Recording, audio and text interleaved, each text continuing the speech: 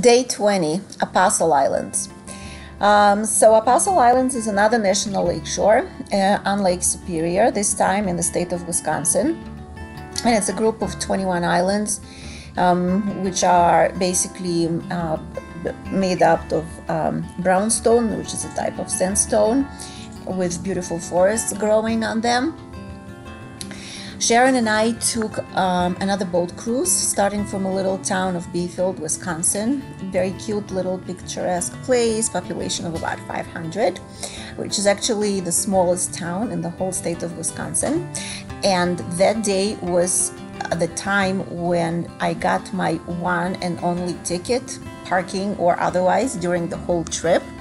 There is an actual police officer that goes around and writes down the license plates of all the cars that are parked, and then he comes back in about half an hour and checks who exceeded the 2-hour parking limit.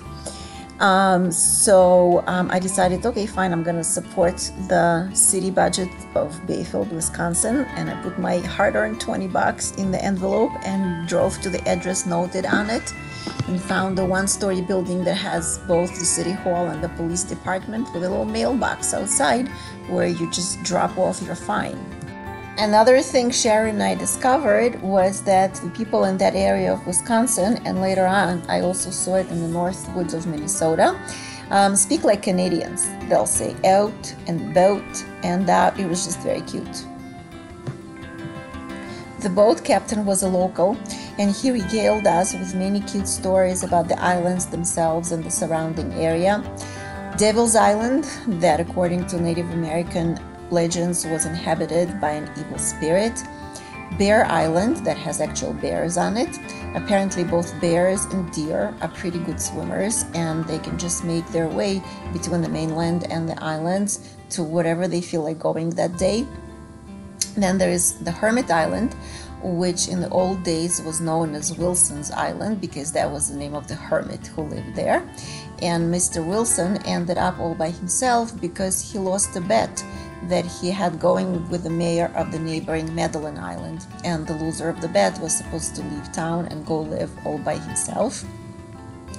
There is a story of a house that was being transported over ice from Bayfield to Madeline Island, and the ice was not thick enough, so the house fell through and got stuck on its rafter beams. And after long discussions of what to do with it, raise it or sink it, they finally decided to sink the house.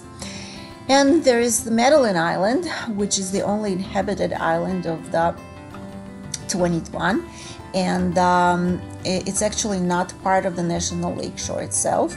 It has a small community of about 400 people and a schoolhouse where kids go to school until the 5th grade. And the only way to reach the island is either by airplane or over open water on a boat or a ferry. And when there is ice, it's either snowmobile or an ice road. And when the ice road is built, it's an actual road with shoulders and even has small lit and decorated Christmas trees alongside it.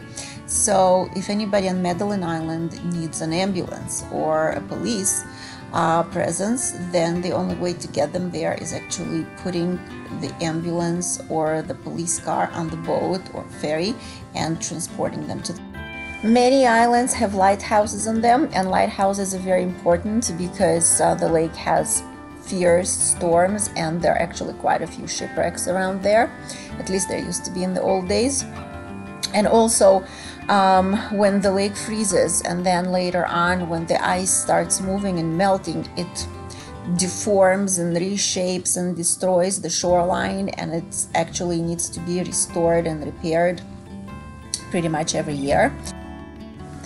The islands are famous for their sandstone sea caves, and we saw a whole bunch of boats and kayaks going into the caves, and I'm definitely putting on my to-do list for the next trip to rent a kayak and do the same thing, because it looked very, very cool.